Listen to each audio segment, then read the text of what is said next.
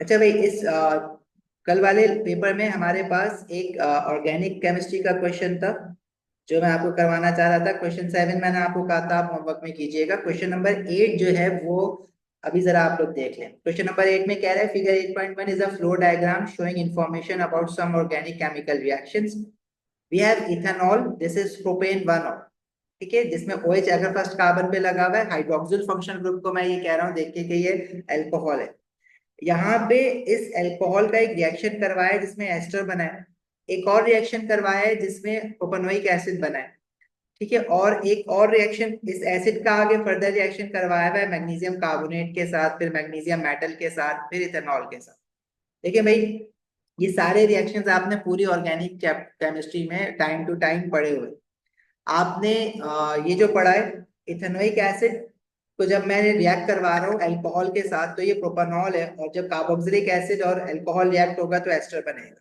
क्या मुझे इस एस्टर का आप नाम बता सकते हैं? देखें, ये प्रोपानॉल है, एस्टर के नाम के साथ अल्कोहल के साथ वायल आ जाता है, प्रोपेनॉल बन जाएगा प्रोपाइल। और जो एसिड है वो इथेनोइक एसिड है। ये जो एस्टर बनेगा वो बनेगा प्रोपाइल इथानोएट। इसका आपसे आगे स्ट्रक्चर भी बना सकता है और भी कुछ चीजें आपसे नाम भी पूछ सकता है, मॉलिक्यूलर फॉर्मूला भी पूछ सकता है।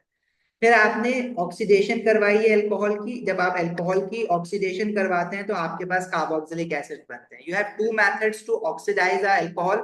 एक तो आप डायरेक्टली ऑक्सीडाइजिंग एजेंट डाल के, पोटेशियम मैग्नेट डाल के एसिड के साथ इसको हीट कर दें, एसिडिफाइड पोटेशियम मैग्नेट। हमने अपने नोट्स में लिखा हुआ है एसिडिफाइड एक्वस पोटेशियम मैग्नेट। इन्होंने क्या करा है, एक्वस अलग लिख दिया और एसिड अलग लिख दिया, तो बात तो वही है ना। हिमानी बेटा, मुझे जो है ना ये आप सेंड कर दोगे व्हाट्सएप पे पेपर तो ज्यादा बेटर हो जाएगा। अगर ये डाउनलोडेबल नहीं है तो मुझे लिंक सेंड कर देना। ठीक है जी। अच्छा, अब आपने ऑप्शन सी में जो एसिड बना है उसको मेटल कार्बोनेट के साथ रिएक्ट करवाया। अब मेटल कार्बोनेट एसिड के साथ रिएक्ट करके क्या बनाता है, salt, water and carbon dioxide gas. तो इसमें से जो गैस, एक गैस डी है और एक ई है।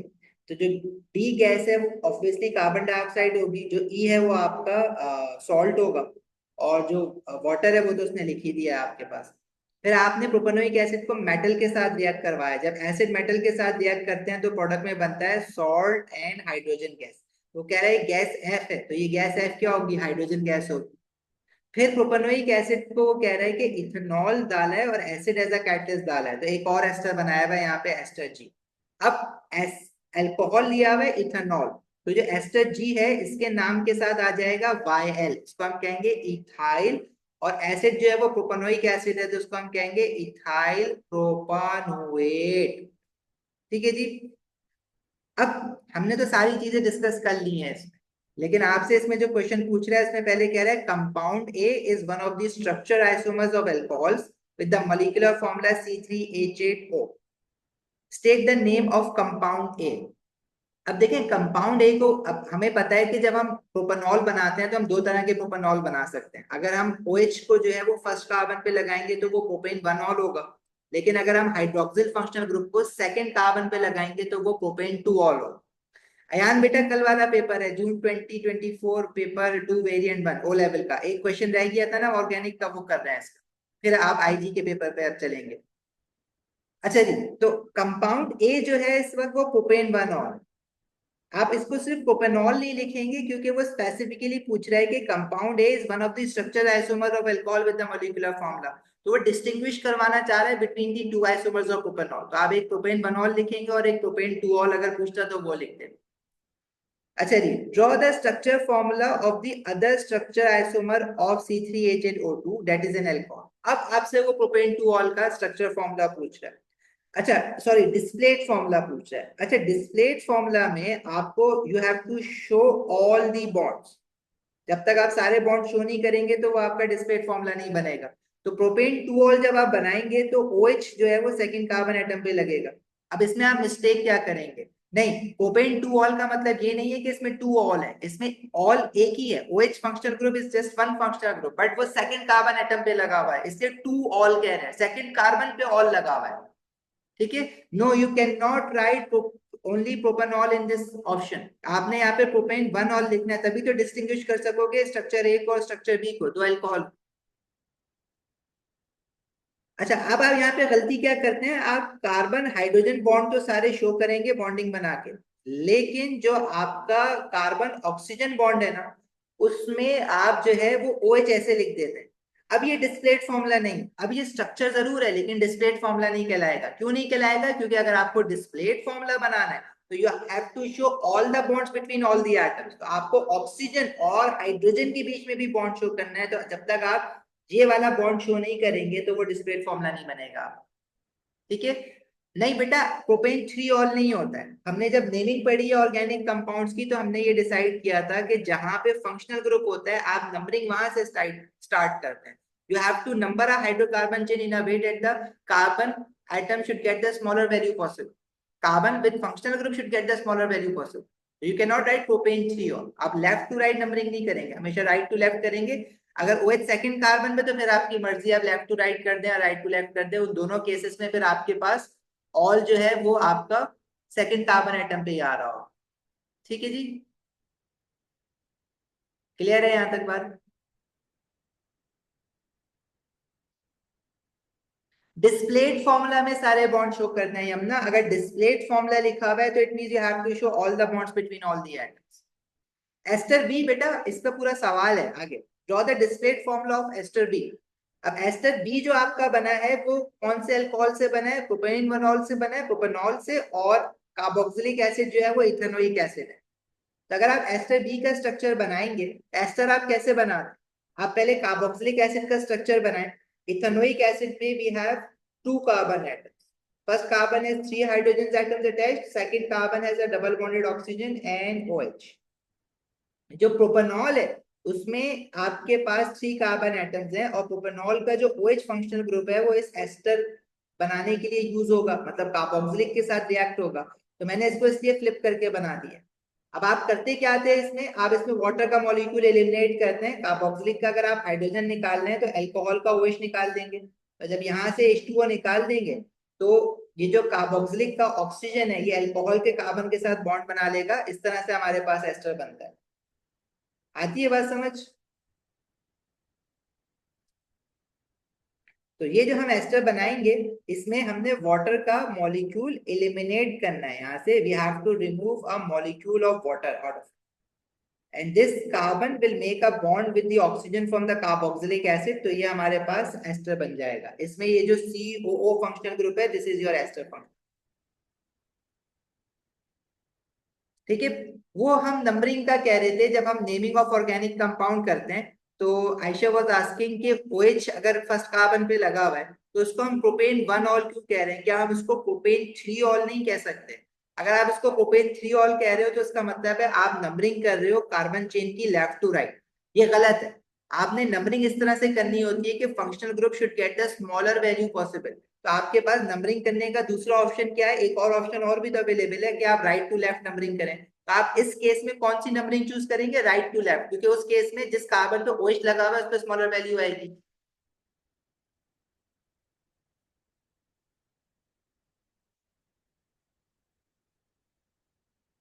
OH के साथ अगर आपने एस्टर लिख लिया तो ऑब्वियसली मार्क्स नहीं मिलेंगे आप।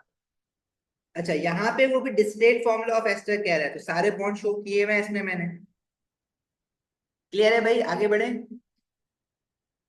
Draw the structure formula of propanoic acid. The propanoic acid is a 3 carbon atom carboxylic acid. The general formula for carboxylic acid is CnH2n plus 1 COOH. अब इसमें आप प्रोपनोइक एसिड का जब आप फॉर्मूला बनाएंगे तो कार्बोक्सिलिक एसिड का जब हम जनरल फॉर्मूला यूज करते हैं तो हम नंबर ऑफ कार्बन एटम्स अगर इसमें 3 है तो मैं n की जगह पे 3 नहीं रखूंगा बल्कि 1 माइनस करके रखते हैं, n की जगह पे 2 रखते हैं। और ऐसा इसलिए करते हैं ऐसा ताकि आपके पास जो नंबर ऑफ कार्बन एटम्स है वो टोटल पूरे मॉलिक्यूल में 3 कार्बन एटम्स है। क्योंकि एक कार्बन एटम आप ऑलरेडी COOH ग्रुप में फिक्स कर चुके हो ना, तो n की जगह पे आप क्या रखेंगे? 3 रखेंगे। तो C3, सॉरी n की जगह पे आप 2 रखेंगे प्रोपेनोइक एसिड का फॉर्मूला बनाने के लिए। तो इसका जो फॉर्मूला बनेगा C2H2 into 2 plus 1 COOH। तो the molecular formula would be C2H5COOH। अब आप इससे स्ट्रक्चर बनाएंगे। इसका स्ट्रक्चर अब इसमें डिस्क्रीट फॉर्मूला नहीं कहा हुआ है। वैसे आपको फॉर्मूला बनाने की जरूरत नहीं है। आपको 3 कार्बन एटम्स कार्बोक्सिलिक एसिड है तो आप डायरेक्टली बनाना शुरू कर देंगे। इसमें आप 3 कार्बन एटम लिखेंगे and you will make a carboxylic functional group, और यहाँ पे आप बाकी कार्बन के साथ हाइड्रोजन अटैच कर देंगे। अच्छा, ये मैंने डिस्प्लेट फॉर्मूला नहीं बनाया है। डिस्प्लेट फॉर्मूला जब आप बनाते हैं तो ऑक्सीजन और हाइड्रोजन के बीच में भी बॉन्ड शो करते हैं। अब ऑक्सीजन और हाइड्रोजन के बीच में अगर आप बॉन्ड शो कर देंगे तो वो डिस्प्लेट फॉर्मूला बन जाएगा। क्योंकि इस क्वेश्चन में स्पेसिफिकली बोला नहीं गया था डिस्प्लेट फॉर्मूला बनाने के लिए, सिर्फ स्ट्रक्चर बोला था, तो मैंने स्ट्रक्चर बना दिया। ठीक है, अदरवाइज अगर आप चाहें तो आप इसमें डिस्प्लेट फॉर्मूला इसका पूरा शो भी कर सकते हैं, ना करना चाहो ना करो, क्योंकि क्वेश्चन में स्ट्रक्चर फॉर्मूला बोला है, तो स्ट्रक्चर फॉर्मूला में जरूरी नहीं है कि आप सारे बॉन्ड शो करें।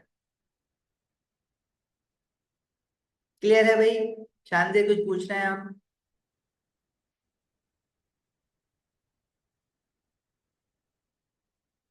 OH के साथ क्या लिख लिया ये तो बताओ। अगर इसमें यहाँ पे आप कह रहे हो बॉन्ड नहीं, अच्छा देखो ऊपर कह रहे हो डिस्प्लेट फॉर्मूला में अगर आपने यहाँ पे बॉन्ड शो नहीं किया तो मार्क नहीं मिलेगा आपको। डिस्प्लेट फॉर्मूला अगर कह रहे हैं, नहीं नहीं हाईलाइट नहीं करना आपको, हाईलाइट तो मैंने करा हुआ है सिर्फ बताने के लिए, आपको हाईलाइट नहीं करना है।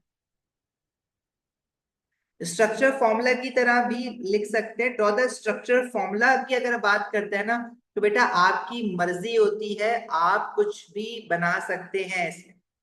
मैं आपको वही बताना चाह रहा हूं कि अगर डिस्प्लेट फॉर्मूला लिखा हुआ है तो फिर तो आपको हर हाल में सारे के सारे बॉन्ड शो करने हैं। लेकिन अगर स्ट्रक्चर या स्ट्रक्चर फॉर्मूला लिखा हुआ है तो इट्स अप टू यू। लेकिन अच्छा, बेटर ये होगा कि आप यहाँ पे इसका स्ट्रक्चरल फॉर्मूला लिखें पूरा का। ये जो चीज है ना, ये रिप्रेजेंट करती है स्ट्रक्चर को। This is your structure of propanoic acid. अगर वो आपसे कहता है कि स्ट्रक्चरल फॉर्मूला लिखो, तो फिर उसमें आप सारी चीजों को कंडेंस करके लिखेंगे। मतलब जो कार्बन है, कार्बन कार्बन सारे अलग लिखोगे, लेकिन कार्बन के साथ जितने भी हाइड्रोजन है वो आप कंडेंस करके लिख दें CH3 CH2 COOH। हाँ, जब भी ड्रॉ का वर्ड है तो आप पेंसिल यूज करें प्लीज, क्योंकि गलती करेंगे तो आप मिटा देंगे। तो इसका फाइनल आंसर आप ये वाला बना के लिखें, CH3 CH2 COOH। अगर इनकेस आप स्ट्रक्चर बना भी दोगे तो एक्सेप्ट कर लेगा, बट इंस्ट्रक्शंस को ट्राई करो, पूरी फॉलो करो। ठीक है जी। आयशा बेटा, अपलोड हो जाएंगी चीजें, बट थोड़ा सा वेट करो। और ये मेरे पास देखें आप, ये जो आप लोग मैसेजेस कर रहे हैं ना, ये अपलोड किया, मैं इस पर डील नहीं कर पा रहा हूँ, वो हसीब कर रहा है डील। मैं अभी आज की कल जो है ना, मैं ये सारी चीजें खुद सॉर्ट आउट करके ना आप लोगों को बता दूंगा कि कौन सी चीज कहाँ पे अपलोड हुई हुई है। वैसे तो सब एक ही जगह पे है। पेन बेटा, ड्रॉ का मतलब ही ये आपने पेंसिल यूज करनी है। पेन से भी एक्सेप्ट हो जाएगा, लेकिन आप गलत कर दोगे तो आप मिटा नहीं सकोगे उसको। पेंसिल से एक्सेप्ट सिर्फ ड्रॉ वाले आंसर्स में होगा, जहाँ पे कह रहा है डायग्राम बनाओ, या कह रहा है लेबल करो, या कह रहा है ड्रॉ, तो पेंसिल से एक्सेप्टेबल है। बाकी कोई चीज पेंसिल से एक्सेप्टेबल नहीं। हाँ हाँ, देखो बनाना इस क्वेश्चन में स्ट्रक्चर फॉर्मूला ही है। आप, मैं आपको बता रहा था कि अगर आप स्ट्रक्चर भी बना देंगे तो गलत नहीं है। मैं तो आपको सिर्फ रिकॉल करवा रहा था कि स्ट्रक्चर कैसे बनता है। State the name and the formula of compound D. Now, what is your compound D? Compound D आपका यहाँ पे बना है जब प्रोपेनोइक एसिड रिएक्ट हुआ है मैग्नीशियम मेटल के साथ, तो ये बनेगा आपका सॉल्ट। अब इस सॉल्ट का नाम क्या होगा? प्रोपेनोइक एसिड को जब मैग्नीशियम मेटल के साथ रिएक्ट करवाया है तो जो सॉल्ट बनता है वो होगा मैग्नीशियम प्रोपेनोएट।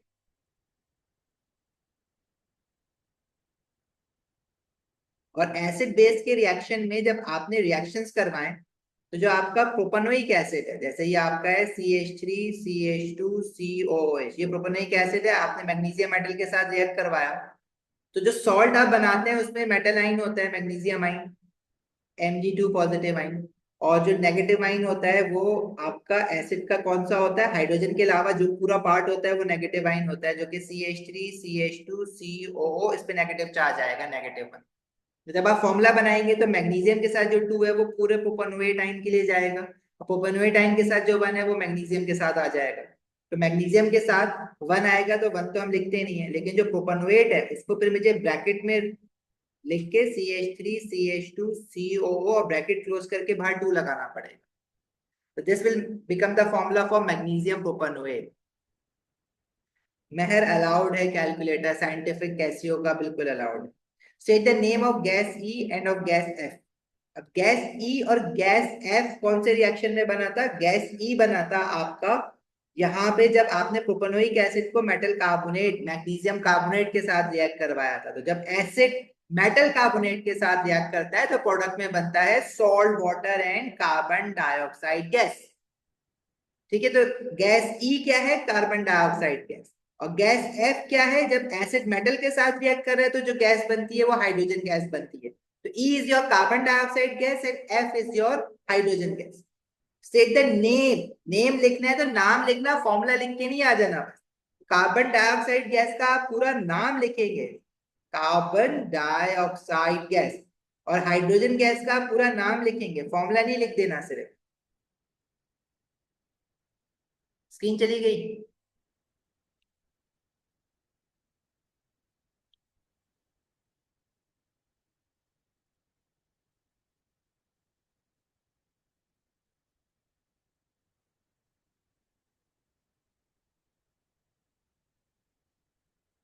ओके,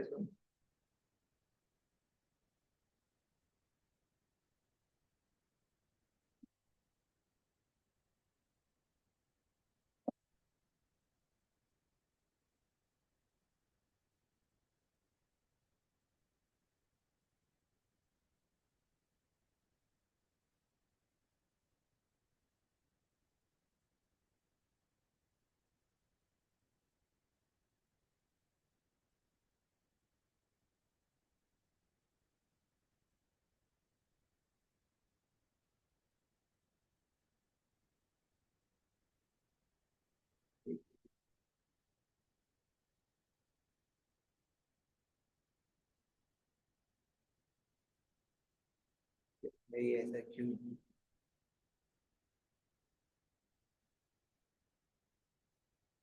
हाँ हाँ वली, डोंट वरी, हो जाएगा। टेंशन क्यों ले लेते हो इतनी?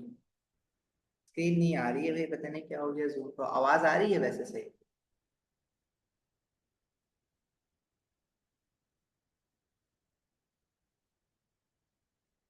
जूम पागल हो गया है।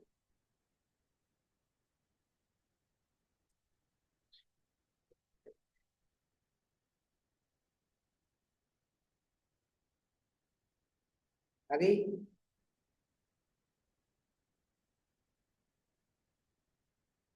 आई थिंक वीडियो की वैसे कुछ मसला हो रहा था, वीडियो बन रखते हैं। State the name of ester जी। एस्टर जी जो हमने बनाया था वो यहाँ पे बनाया है, जो कि प्रोपेनोइक एसिड से बन रहा है और इथेनॉल से बन रहा है। तो अल्कोहल के नाम के साथ वायल आ जाता है, तो दिस इज इथाइल। और एसिड जो है वो प्रोपेनोइक एसिड है, तो इथाइल प्रोपेनोएट। ठीक है, ethyl propanoate is the name for ester जी।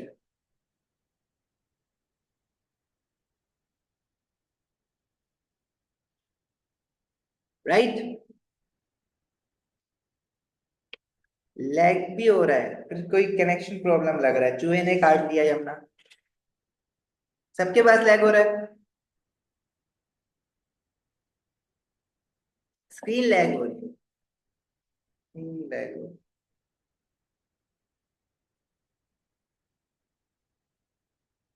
एक मिनट रुको।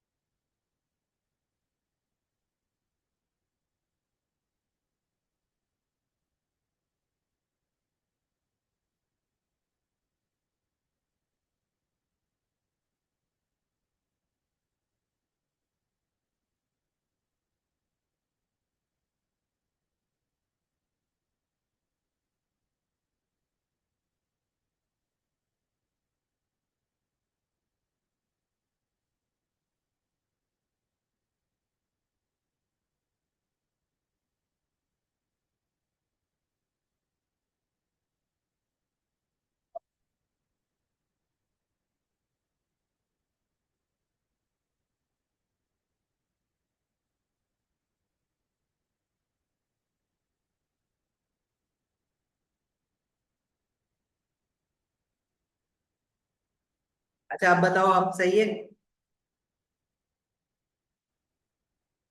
स्क्रीन सही आ रही है अब? चले भाई, आगे आपसे कह रहा है, ये वाला क्वेश्चन भी कर लेते हैं, इसमें एम्पिरिकल फॉर्मूला भी है। Polymers are made by either addition reaction or condensation reaction. Describe the differences between addition and condensation polymerization.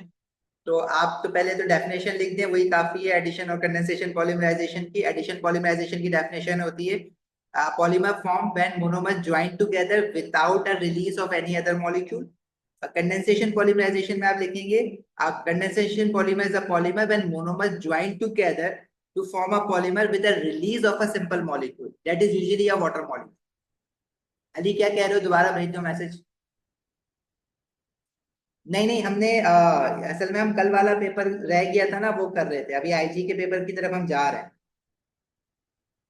PAT is a condensation polymer, name that type of linkage in PAT. तो PAT में जो linkage है वो ester linkage है, वो आपको याद रखनी है। Then you have to find the empirical formula of this polymer, जिसमें कार्बन की परसेंटेज दी हुई है 47.1%, हाइड्रोजन की दी हुई है 6.5% और क्लोरीन की दी हुई है 46.4%। पहला काम आप क्या करेंगे, you will have to divide this percentages by the atomic masses of each element. उसके बाद जो आपके पास इनके रेशियो आएंगे, इसका 3.93 आ रहा है, हाइड्रोजन का 6.5 आएगा और क्लोरीन का 1.31। इसमें जो जो स्मॉलर नंबर है 1.31, सबको इससे डिवाइड करेंगे तो आपके पास इसका एम्पेरिकल फॉर्मूला आ जाएगा। क्लोरीन बन जाएगा 1, हाइड्रोजन बन जाएगा 4.96, जिसको मैं राउंड ऑफ करके 5 लूंगा, और कार्बन आपका बन रहा है 3, तो ये फॉर्मूला हो जाएगा C3H5Cl। कंडेंसेशन रिएक्शन और सब्स्टिट्यूशन रिएक्शन में ये फर्क है, सब्स्टिट्यूशन रिएक्शन में आपके पास एक एटम डिस्प्लेस हो जाता है। जैसे अगर मैं आपसे कहूं कि हमारे पास ये CH4 है, CH4 को जब आप Cl2 से रिएक्ट करवाएंगे under the presence of ultraviolet light, तो हाइड्रोजन कम हो जाएंगे इसमें और एक क्लोरीन बढ़ जाएगा। या आगे फर्दर इस तरह से भी हो सकता है कि 2 हाइड्रोजन कम हो जाए और 2 क्लोरीन बढ़ जाए। इसी तरह ये भी हो सकता है कि 3 हाइड्रोजन कम हो और 3 क्लोरीन आ जाए, और सारे के सारे हाइड्रोजन हट जाए, सारे के सारे क्लोरीन आ जाए, तो ये सब्स्टिट्यूशन रिएक्शन। कंडेंसेशन रिएक्शन जैसे आपने अभी एस्टर बनाया था जिसमें वाटर का मॉलिक्यूल निकल रहा था, या जब आप कंडेंसेशन पॉलीमर्स बनाते हैं उसमें जो वाटर के मॉलिक्यूल रिलीज हो रहे होते हैं, जब दो चीजें ज्वाइन होती हैं वाटर का मॉलिक्यूल रिलीज होता है, इसलिए हम उसको कंडेंसेशन पॉलीमर या कंडेंसेशन रिएक्शन कहते हैं। ये डिफरेंस है। पैट इज अ पॉलीएस्टर जो आके आपने बनाया है डाइकार्बोक्सिलिक और डायोल के मोनोमर से। ठीक है, कुछ वक्त बेटा हम मोल्स डिस्कस कर रहे थे उस क्लास में, मैं आपको वो रिकॉर्डिंग अपलोड कर दूंगा। Plastics are made from polymers. Describe two environmental challenges caused by plastics. तो वो लैंडफिल पोल्यूशन होती है हमारे पास प्लास्टिक्स की वजह से, और दूसरी टाइप की पोल्यूशन क्या है, accumulation of plastics in oceans. और when we burn plastics it produces toxic gases, accumulation of plastics in oceans. ठीक है, ये सब्स्टिट्यूशन में HCl भी बन रहा होता है। सब्स्टिट्यूशन में आपके पास जब आप सब्स्टिट्यूट करते हैं तो दो डिफरेंट प्रोडक्ट्स बन रहे होते हैं। एडिशन रिएक्शन जो एल्कीन्स में हुआ था उसमें सिर्फ एक ही प्रोडक्ट बनता है। तो आपसे वो ये भी पूछ सकता है कि एडिशन, देखो एडिशन पॉलीमराइजेशन और कंडेंसेशन पॉलीमराइजेशन एक अलग है, वो पॉलीमराइजेशन है। एडिशन रिएक्शन एल्कीन्स में होता है जिसमें सिर्फ एक ही तरह का प्रोडक्ट बनता है। एल्कीन में अगर आप ब्रोमीन को रिएक्ट करवा रहे हैं तो ब्रोमीन बस ऐड हो जाएगा, डबल बॉन्ड खत्म हो जाएगा, तो वो एडिशन है।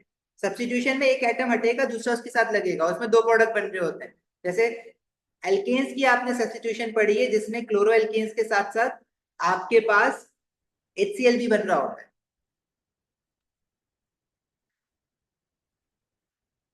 नहीं बेटा, ये इन्वायरमेंटल चैलेंजेस हैं। लैंडफिल पोल्यूशन एक इन्वायरमेंटल चैलेंज है, आपके पास एक्यूमुलेशन इन ओशंस एक और इन्वायरमेंटल चैलेंज है। जब आप इसको बंद करते हैं तो डिलीजेस टॉक्सिक गैसेस, वो एक थर्ड इन्वायरमेंटल चैलेंज है आपके पास। ये 3 इन्वायरमेंटल चैलेंजेस आपको याद रखना है। हाँ, और ये तीनों के तीनों एक ही वजह से हो रहे हैं, रीजन एक ही है, डिकम्पोजिशन। नॉन बायोडिग्रेडेबल होता है प्लास्टिक या एडिशन पॉलीमर जो कि डिकम्पोज नहीं करता, डिकम्पोज नहीं हो रहा तभी तो जमा हो रहा है जगह जगह पे।